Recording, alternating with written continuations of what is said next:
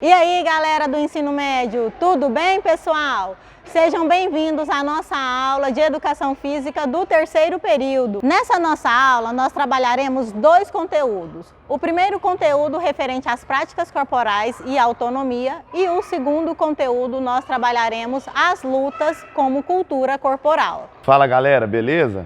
Tudo bem com vocês? Olha só, nós iremos começar agora a falar um pouco sobre as práticas corporais e autonomia, a relação que existe entre elas. As práticas corporais são fenômenos que se constituem como manifestações culturais e de caráter lúdico, tá? Elas agem prioritariamente ao nível corporal. Mas nós vamos ter que tomar cuidado aí, nós vamos ter que chamar a nossa atenção um pouquinho para essas duas partes aí, duas características fortes da prática corporal. A primeira é uma manifestação cultural e a segunda é que ela tem o seu caráter lúdico. O que isso significa? As práticas corporais, de uma forma geral, daqui a pouco nós veremos alguns exemplos dela, mas de uma forma geral, elas respeitam a sua cultura, a cultura local de cada país. Por exemplo, aqui no Brasil nós temos algumas práticas corporais que fazem parte da nossa cultura. São elas como o futebol, o samba, entre outros. Lá nos Estados Unidos nós temos outras práticas corporais e em cada país tem a sua prática corporal devido à cultura local. E o caráter lúdico, que é a segunda característica marcante aqui da prática corporal, é que significa que essas práticas corporais, elas também seguem essa ludicidade. O que é isso? Elas seguem esse caráter de diversão, de descontração. Esse caráter um pouco mais lúdico, como a gente já se referiu. A autonomia é a aptidão ou competência de gerir a própria vida, valendo-se dos seus próprios meios, vontades e ou princípios, certo? Então, esse é o conceito de autonomia. Fazendo uma relação das práticas corporais com a autonomia, o que isso significa? Nós, professores de educação física, temos por objetivo passar para vocês, alunos, essa autonomia de sair do colégio, de quando saírem do colégio, né, ou estiverem fora dele, conseguirem por seus próprios meios realizar alguma prática corporal, certo? Então, esse é o objetivo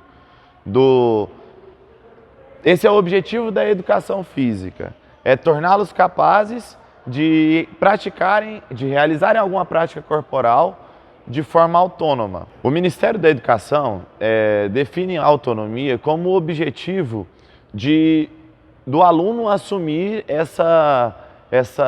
esse caráter ativo nas suas escolhas, na sua relação, né, na sua sociabilização.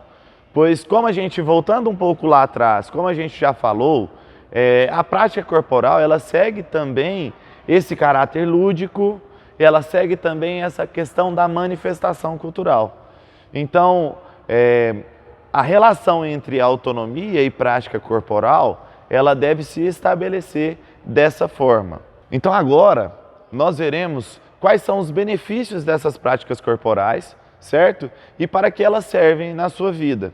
E além de ver também quais são essas práticas corporais. E aí vocês vão poder conferir um pouquinho se vocês já têm essa autonomia, se vocês já seguem um pouco aí dessas práticas corporais, beleza?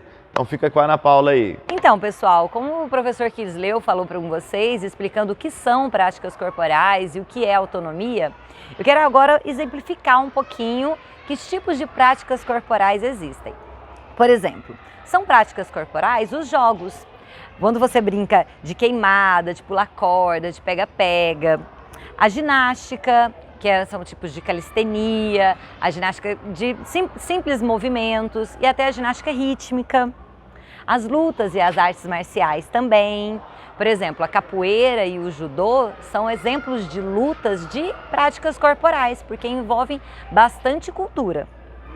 Os esportes também são considerados práticas corporais. A gente vai falar um pouquinho disso mais para frente, mas imagine esportes de brincar. Por exemplo, juntar uma turma para jogar futebol, jogar basquete com o pessoal da escola. Os esportes de aventura também, como a escalada, o parapente, slackline, o skate. E as danças, principalmente as danças regionais, por exemplo, catira, o frevo. Então, o esporte ele pode ser diferenciado de duas formas, como o esporte de alto rendimento e o esporte nas práticas corporais. E para você perceber como diferencia esses dois, são em dois critérios, que são o objetivo e a regra. Quando um esporte é de alto rendimento, ele tem um objetivo claro, que é ganhar. E ele tem regras definidas por uma confederação, uma federação. Já o esporte visto como práticas corporais, ele tem o objetivo de brincar, de se divertir, de fazer uma coisa lúdica, divertida. O objetivo dele é você se divertir. E a regra, ela é definida com os próprios integrantes. Então você junta ali uma turma, vamos jogar queimada, ó, vale isso e vale aquilo. Então as regras não têm uma definição por uma confederação, é visto como algo mais tranquilo, para você se divertir. Para o que servem então as práticas corporais? E aqui eu vou falar de 5 pilares. O primeiro é o desenvolvimento motor, ajuda a desenvolver a motricidade do corpo. O segundo é o lazer, que ajuda para que a atividade física, as práticas corporais sejam incluídas nos momentos de descanso. Ser o lazer saudável. Por exemplo, ao invés de assistir televisão no momento de lazer, a pessoa possa fazer uma prática, pode jogar um jogo, fazer alguma brincadeira. O terceiro pilar é a socialização. A prática corporal, ela ajuda a encontrar o seu grupo social, se sentir pertencente. Por exemplo, você ter a turma do futebol, você ter o seu grupo de corrida. O quarto pilar é a promoção da saúde. E aqui é algo bem importante da gente falar. A prática corporal, ela fortalece o sistema imunológico da pessoa, auxilia no controle da pressão arterial, ajuda no controle da diabetes, diminui o sedentarismo e assim a obesidade e melhora a ansiedade, a depressão. E o quinto pilar é a visão crítica do mundo, porque a prática corporal, ela permite que você se entenda melhor a sociedade em que você vive e entenda melhor o outro. Voltei, pessoal! Agora para nós falarmos um pouquinho sobre o conteúdo de lutas e seus aspectos sociais, culturais e pedagógicos. A luta tem em seu conceito uma competição entre dois participantes que tentam ganhar e manter-se numa posição superior. Há vários estilos de lutas com diversas regras. As lutas são práticas corporais que fazem parte da cultura do movimento desde a pré-história. Seja para autodefesa, sobrevivência ou para condicionar-se, as lutas sempre estiveram presentes na natureza através dos animais e dos humanos. As lutas apresentam 4 funções. A primeira delas está relacionada ao instinto de sobrevivência do ser humano, a necessidade de alimentar, caçar, pescar e defender os seus semelhantes sempre trouxe o aspecto da luta, a cultura corporal da luta para dentro da sociedade. A segunda função é a educacional. As lutas, principalmente as orientais, elas têm fundamentações filosóficas e religiosas. Vai muito além do que os movimentos de ataque e defesa. Ensinamentos esses que desenvolvem a disciplina, o respeito, valores morais e éticos e preservam a cultura. A terceira função é a autodefesa. Aprender uma técnica de luta para evitar e se defender de situações que expõem as pessoas ao risco. E a quarta função é o bem-estar. Atualmente, as lutas são utilizadas como meio para melhorar a sua qualidade de vida. Podemos classificar as lutas do tipo em pé e do tipo em solo. O combate em pé caracteriza por técnicas de golpes, socos e chutes, empurrar e derrubar, além do manuseio de objetos. O combate no solo enfatiza o ato de imobilizar o oponente. Podemos classificar ainda as lutas como curta, média e longa distância.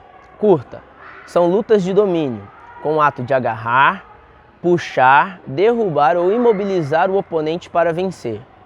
Média distância, lutas de percussão, com o objetivo de tocar em partes específicas do corpo, no tronco e na cabeça, para marcar pontos para vencer. Exemplo, o boxe, o karatê, o taekwondo e o muay thai. Longa distância são lutas que utilizam implementos, manuseio de objetos, como espadas, sabre, florete, buken e lanças. Exemplo, o kendo, o kung fu e a esgrima. Agora vamos diferenciar lutas, artes marciais e esporte de combate. Luta envolve uma oposição direta, onde o próprio adversário é o alvo da prática. As artes marciais vêm da arte de guerrear. Teve, na sua criação, uma finalidade bélica. São práticas corporais de ataque e de defesa.